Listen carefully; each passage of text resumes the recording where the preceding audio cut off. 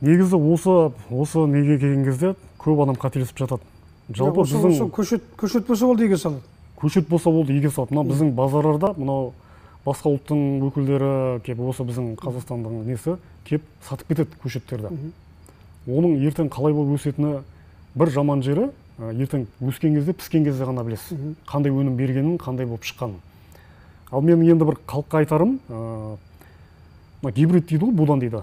Сондай сорттардан алса екен деймін, халық. Мынау қазір мына Шымкентте мынау көп қой, мынау Алаш базарының айналасында ондай дүкендер, агрон дүкендер. Сол жерден сатып алса, сол сапалы тұқым. Ол жер таңдай бермейді оңайлықпен. Ол жақсы өнім береді. Өйткені ол арнайы тұқымдарда жақсы күтім жасаса, көп өнім береді.